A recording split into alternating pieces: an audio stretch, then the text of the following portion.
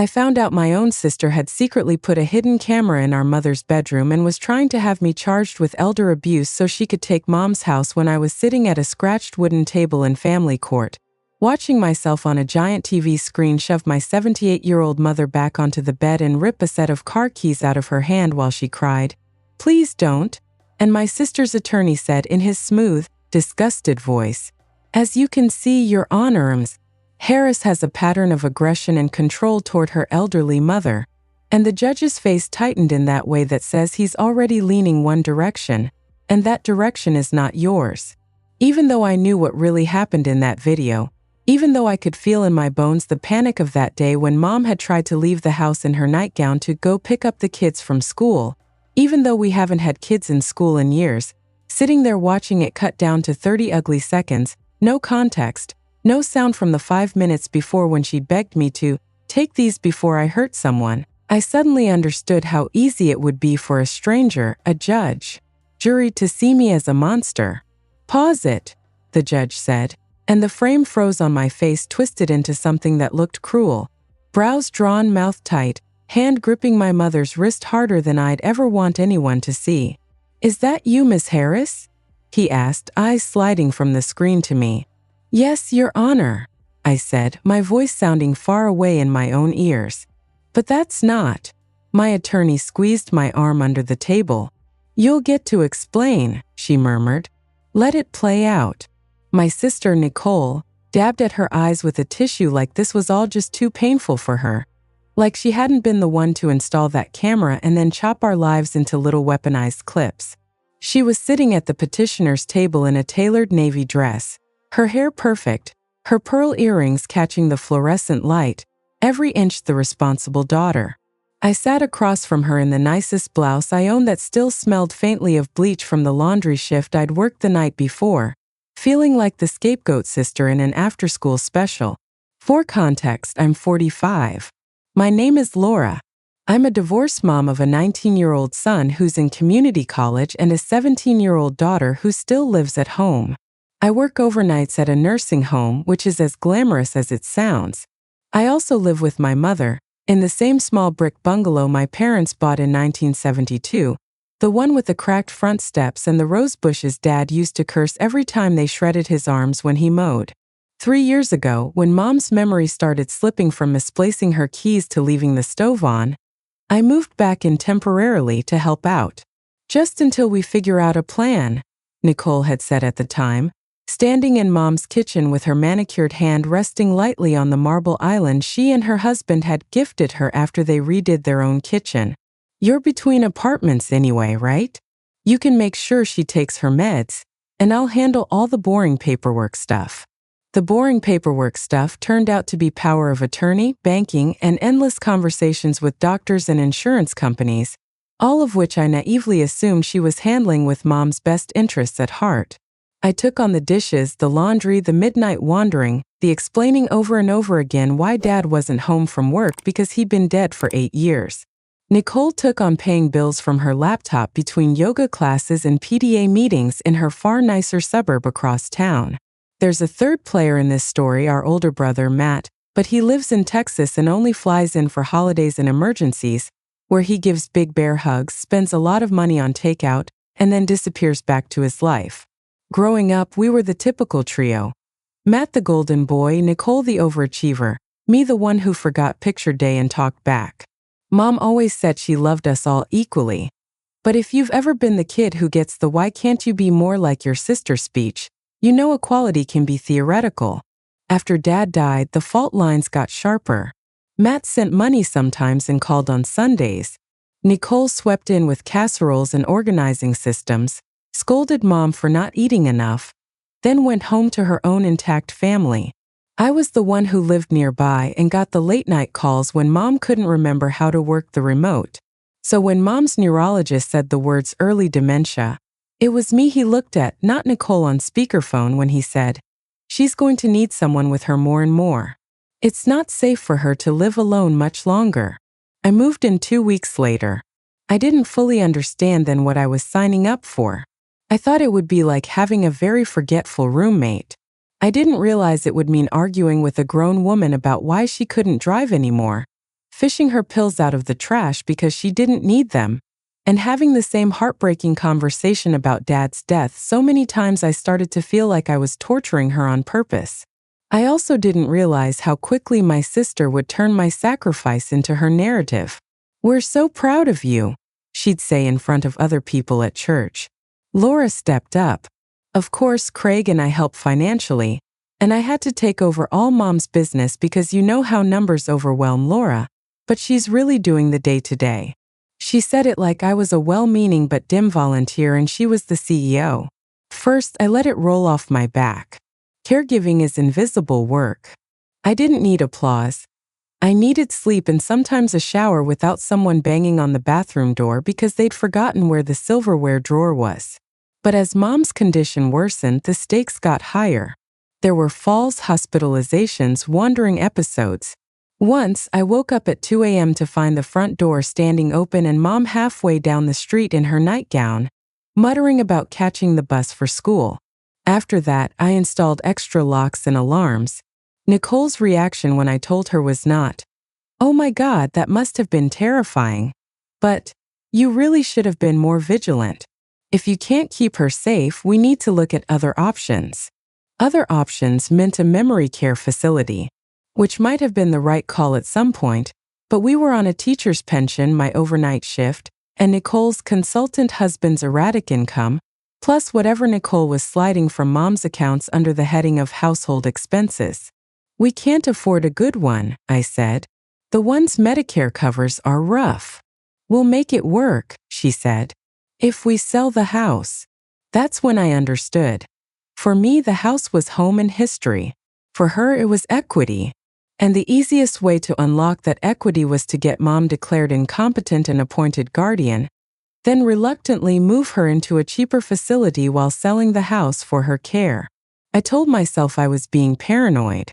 Families have disagreements. Money complicates everything.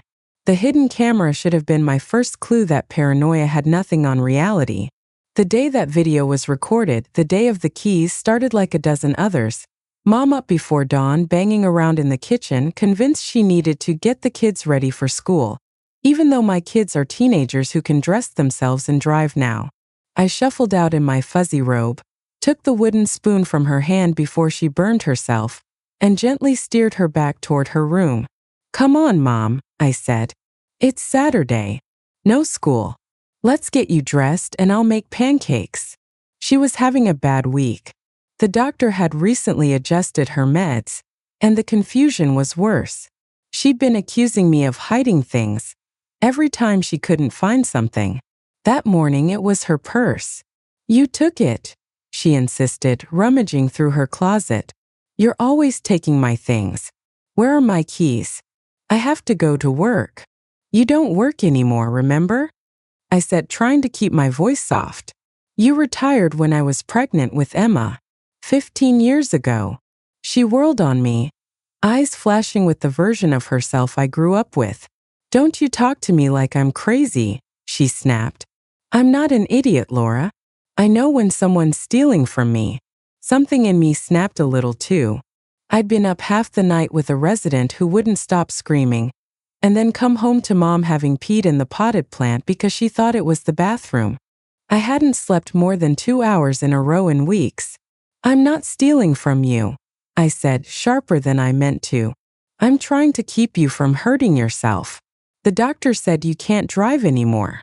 "The doctor doesn't live here," she shot back. "You just want me trapped so you can take my house." The irony of that, considering what I now know, could fill a thesis. At the time it just hurt. Before I could say anything else, she made a sound of triumph and pulled her purse out from under the bed. I hadn't put it there. She must have forgotten she'd hidden it. She dug around, her fingers closing around the keys. "There," she said. "You can't stop me." And she headed for the door. I stepped in front of her. "Mom, no," I said. "Please. You nearly hit the neighbor's mailbox last time. Remember? You got lost coming back from Walgreens." She tried to push past me. "Move," she said. "If you're so scared, you don't have to come." The panic spiked. All I could see in my mind's eye was her plowing into someone, getting killed, killing someone else, ending up in jail or the hospital, and it being my fault because I knew she shouldn't be driving and didn't stop her. The neurologist's words flashed in my brain. You need to take away the keys, Laura. You're not being cruel. You're keeping people safe. I grabbed her wrist. I can't let you, I said. Give me the keys. She jerked away, surprisingly strong. You're hurting me, she said. Why are you hurting me? She wasn't actually hurt. I knew how hard I was gripping. Believe me when I say that if a person who changes grown adults' diapers for a living wants to hurt you, you will know. But I also knew how it looked. Me, taller, younger, hands on a frail old woman. We struggled. She tried to twist away and we both stumbled. I pushed her onto the bed so she wouldn't fall. She started to cry. I pried the keys out of her fingers, breathing hard. I'm sorry, I said over and over. I'm sorry. I love you. I can't let you drive. Please don't hate me. That's the 30 seconds you see in the video. What you don't see in Nicole's cut is the 10 minutes before when Mom had been begging me to help her remember where she put things, or the hour after when she calmed down, apologized, and asked me if I wanted to watch her stories with her like nothing had happened. That's the thing about dementia. The storms blow in and out, and you're left standing there drenched, wondering if you overreacted to a gust of wind. A week later, the Adult Protective Services lady showed up. Different department, same clipboard, different kind of terror. She said they'd received an anonymous report of possible elder abuse in the form of physical restraint and emotional manipulation. She asked a lot of questions. She inspected Mom's arms for bruises. She asked Mom if she ever felt scared at home. Mom, who on good days still recognized me as her daughter and not the nurse, said, "Oh no, honey, she's a good girl," and patted my cheek, and the lady went away looking more apologetic than suspicious. I stood in the kitchen later that night, hands shaking so hard I could barely hold my coffee mug, and thought again, this has to be Marcus or one of the neighbors, or maybe that one nurse at my facility who doesn't like me. It did not occur to me, not then, that my own sister might have literal surveillance footage of my worst moment. I found the camera by accident 2 months after that, when I was changing a burned-out light bulb in Mom's room. The smoke detector looked off. Heavier. I pulled it down, popped the cover off, and there it was. A tiny lens and a SD card. My first thought was practical. Maybe Matt had installed it when he was here last time to check on Mom from Texas. He'd mentioned something about cameras, about how he hated not knowing what was going on day to day. I texted him a picture. "Did you put this here?" His reply was immediate. "No." "Why?" My stomach flipped. I stared at the device in my hand. The brand was one of those nanny cam companies you see in late-night infomercials. Protect your loved ones. Know what's really happening. I sat on the edge of Mom's bed, my heart pounding. "Mom," I said, trying to keep my voice light. "Did someone put a new smoke alarm in here recently?" She frowned. "Your sister brought it," she said after a minute. "She said she wanted to keep me safe. Said there are bad people in the world." Of course she had. I slid the SD card out, tucked it into my pocket, and put the empty shell back. I told myself again that maybe this was reasonable. Maybe Nicole was just anxious. Maybe she wanted to check on Mom's breathing at night or make sure she didn't fall. Maybe I was overreacting. Then my son, Jake, came home from his friend's house, took one look at my face and said, "What's wrong?" I showed him the card. "Do you know how to see what's on this?" I asked. He's 19. If you want to know how to do anything with technology, ask a teenager. 10 minutes later, we were sitting at the dining table, staring at my laptop screen as file after file loaded. Little timestamp clips, some 30 seconds, some an hour. "She set it to motion detect," Jake said. "It only records when there's movement." We watched one, then another, then another. There was Mom pacing, talking to herself. Mom sleeping. Mom eating crackers in bed. Me helping her change clothes. Me reading to her. And then there it was, the keys incident. Only in my version, the unedited one, you could hear the whole conversation. You could hear Mom insisting she needed to drive. Me reminding her of the mailbox, her crying and then desperate, whispering, "Maybe you should just take them. I don't trust myself anymore." You could hear me saying, "Are you sure?" You could hear her snapping back into fear and anger when the disease flared, accusing me of theft, and then the struggle. It was messy. It was not pretty. But it was a far cry from the cold, contextless attack in the clip Nicole's attorney had just played in court. "Holy crap," Jake said softly. "Did Aunt Nicole see all this?" "She had to," I said, nausea rising. "She had the camera. You don't just accidentally record your own mother's worst moment and then pretend you never saw it." He clicked through more files. Near the end of the folder was another video, this one taken when I wasn't home. The date stamp was a Saturday. I had been at work on a day shift that week filling in. In the video, Mom sits on the bed. Nicole's voice is off camera at first. "Now remember what we talked about, Mom," she says, that same syrupy tone she uses on telemarketers before she destroys them. "If the lady from the state asks you questions, you just tell the truth. That you don't feel safe with Laura sometimes. That she yells at you. That she takes things from you. She's my daughter," Mom says, confused. "She's a good girl." "No one is saying she's bad," Nicole says quickly. "We're just saying she might not be the best person to take care of you. You know how overwhelmed she gets. How tired. You've told me you're scared sometimes when she loses her temper." "I get scared when I can't find my shoes," Mom says. "That doesn't mean I shouldn't have shoes." Jake snorted quietly at that, even in the middle of the horror. Nicole sighs. "Mom, focus," she says. "The lady is going to ask if you'd feel safer with me. At my house. With the girls. That's what you tell her. I want to live with my other daughter, Nicole. I'm afraid of Laura." Mom looks directly at the camera for a second, as if she can see through it. "You want the house," she says. "You always did like this house." My breath caught. I'd never heard that part before. Nicole's voice goes cold. "Don't be ridiculous," she says. "I have my own house. With a leaky roof," Mom says vaguely. "Craig said it costs a lot." Nicole laughs brittle. "This isn't about money," she says. "It's about taking care of you. Just remember what we practiced, okay? I'm trying to keep you safe." The video ends there. I sat back dizzy.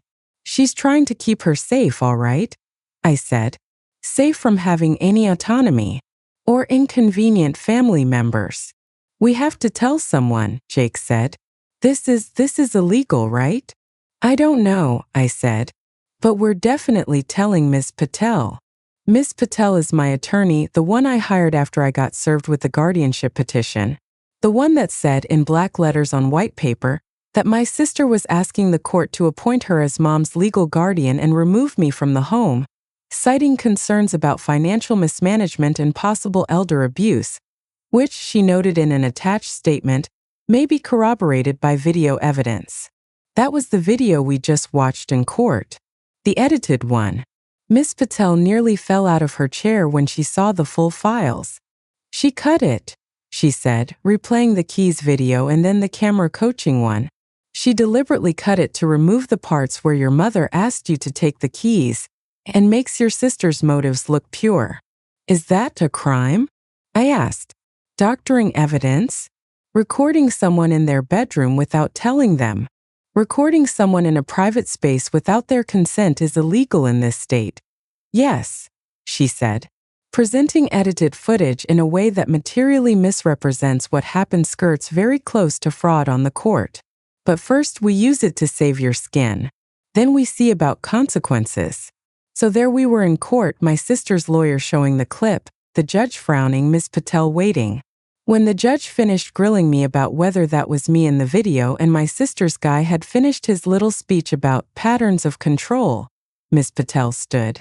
"Your Honor," she said, "may I ask opposing counsel whether his client provided the full, unedited file from that day, or just the 30 seconds we saw?"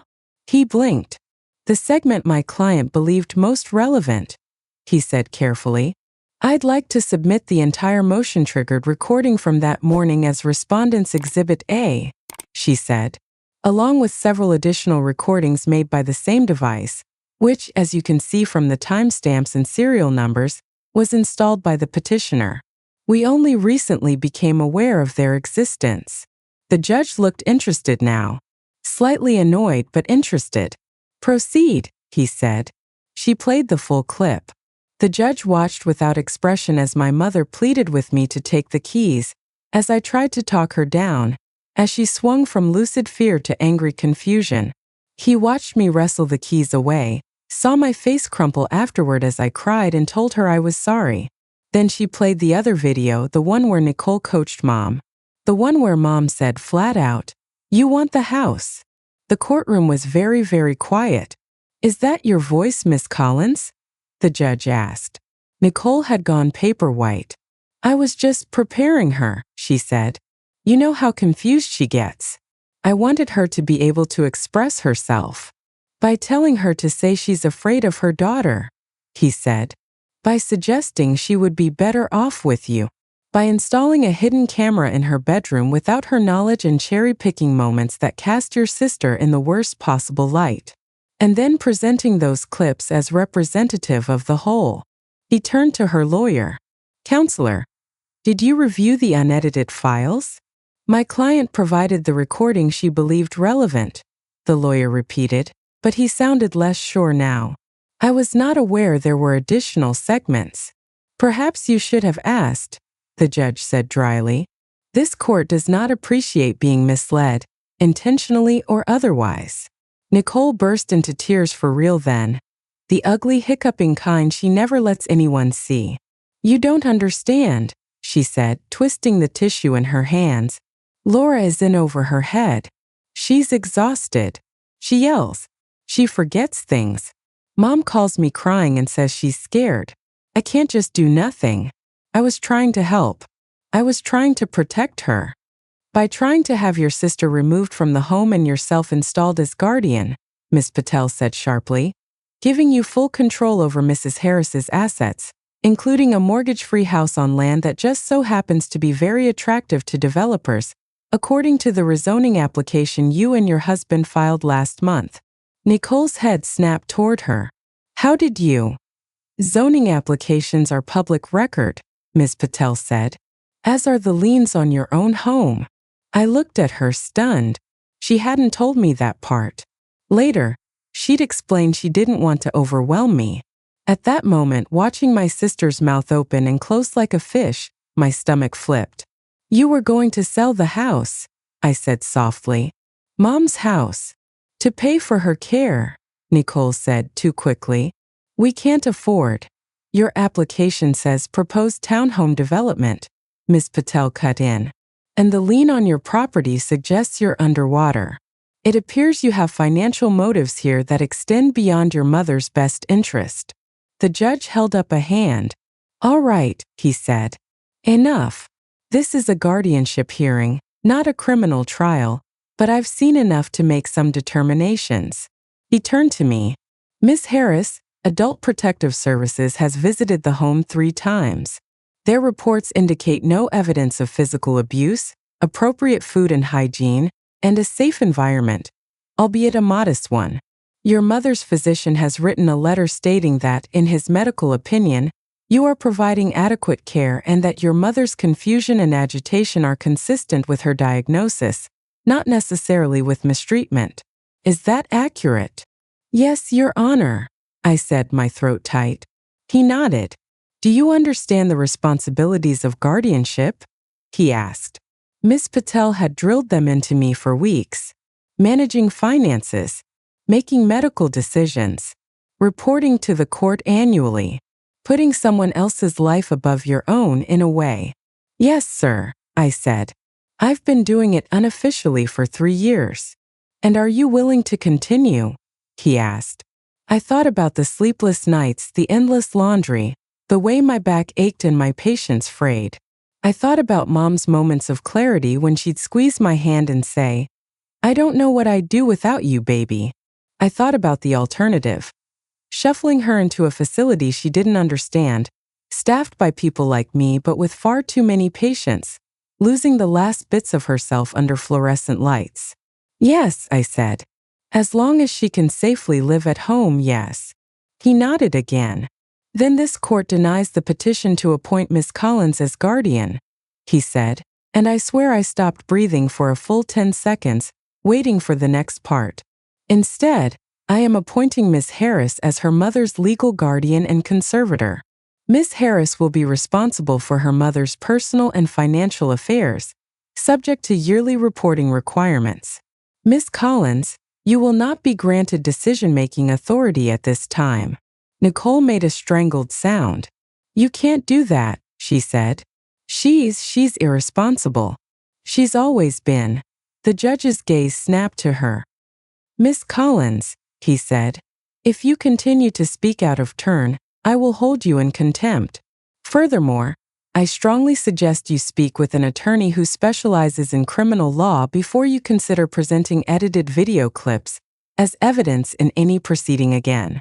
Recording someone in a private space without consent may have legal ramifications. Her lawyer touched her arm, murmured something. She shut her mouth, but the look she gave me could have stripped paint. Court adjourned. Mom was not there that day. Her doctor had written a note saying it would be too distressing, and the judge agreed. It was just us.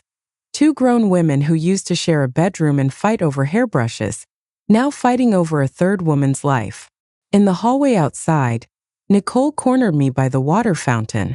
You think you won, she hissed. You think this makes you some kind of martyr. All you did was trap yourself. You'll never have a life. You'll be wiping her drool until she dies. Better than selling her house out from under her, I said. Better than locking her away so you can fix your mortgage. Her face twisted. You always were jealous, she said. Of what I have. Of what I built. You had your chance. You blew it. Now you're just clinging to Mom because you have nothing else. The words stung because there was a grain of truth. My life had shrunk to work and caregiving. Dates, hobbies, even friendships had fallen off the edges. But jealousy isn't what wrapped a blanket around my mother's shoulders at night. Maybe, I said. Or maybe I'm clinging to the only person who never treated me like a screw-up until she got sick. Either way, she's not a bargaining chip. Nicole snorted. Keep telling yourself that when you're 50 and living in that ratty house with no savings, she said.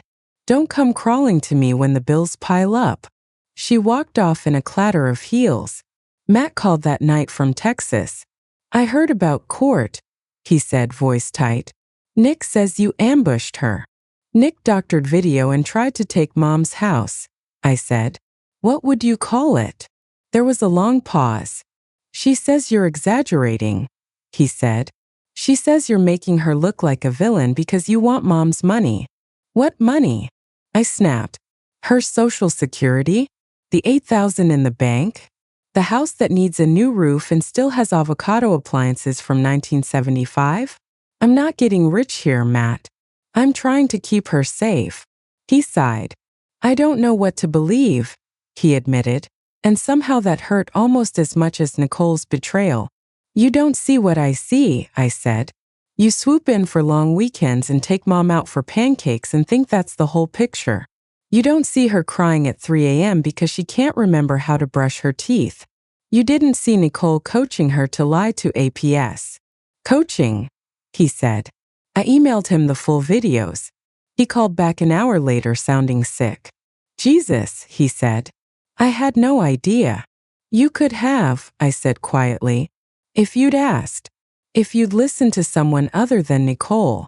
You're right, he said. I'm sorry. It didn't fix everything, but it helped a little to know I wasn't crazy. Mom lived another 2.5 years after that. They were hard years. She slipped further away little by little until even my name was mostly gone. Sometimes she called me Mom. Sometimes she called me that girl. Sometimes she looked right at me and saw through me like I was just another nurse in scrubs. The house felt both too small and too big at the same time, full of echoes of the woman she'd been. Sharp, funny, stubborn, infuriating, loving. Nicole came around occasionally, always with an audience.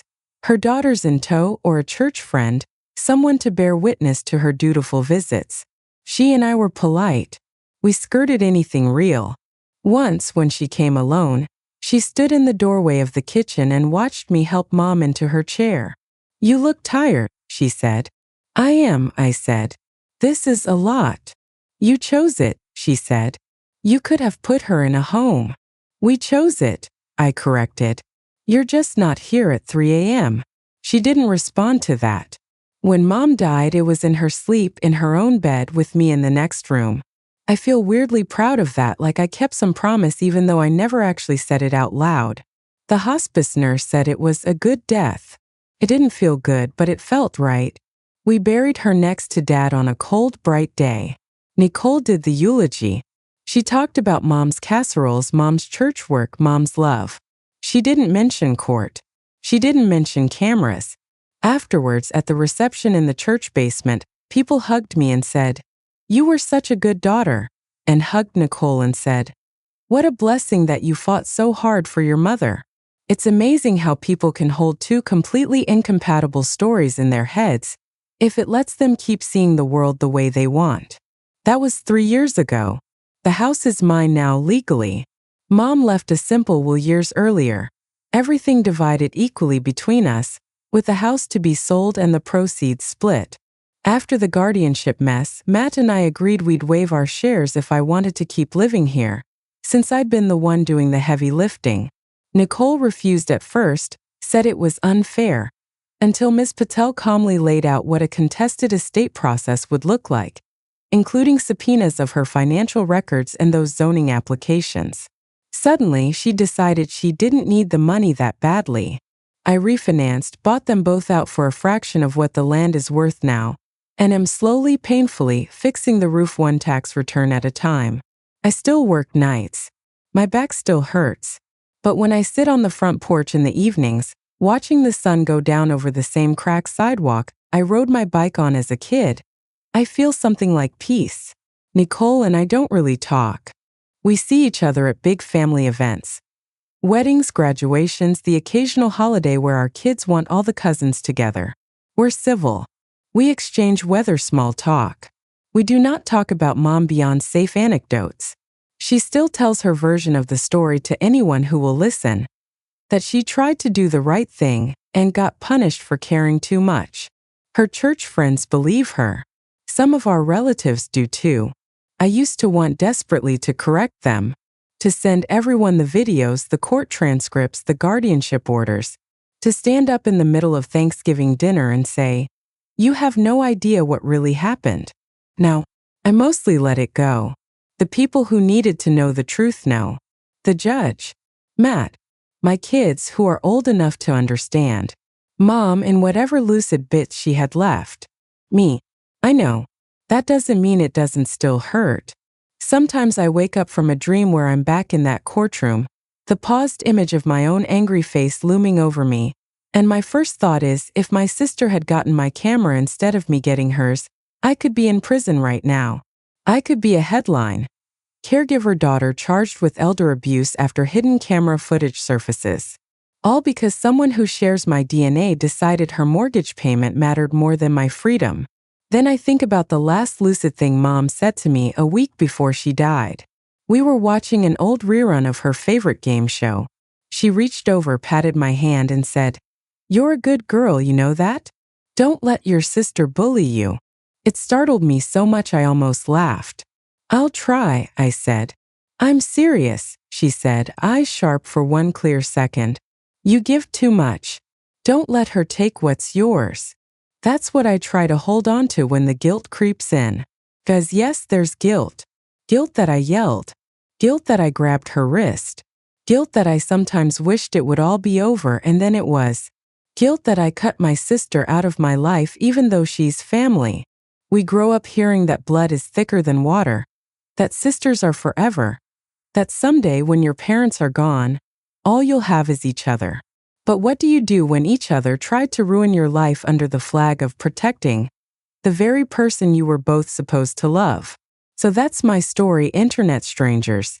I'm the middle child who moved back into her childhood home to care for a mother with dementia while her successful sister stayed in the suburbs. The daughter who took away the car keys, installed door alarms, and read the same story 10 times a day, who thought the worst thing I had to fear was my mother forgetting my name.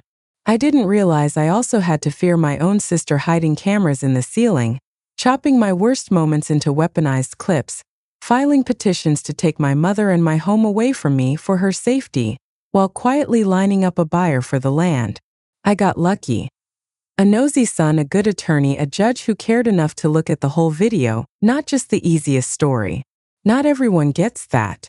If you were in my shoes, if your own sister installed a hidden camera in your mom's bedroom, edited the footage to make you look like an abuser, marched into court to try to get you removed and herself installed as guardian so she could sell your mother's house, then spent years telling everyone she only wanted what was best, would you do what I did and keep her at arm's length, limiting contact to the bare minimum, and never trusting her alone around anything that matters? Or would you eventually forgive, let her back into your home and your life for the sake of family, and hope that someone who was willing to throw you under the bus once wouldn't find a way to do it again?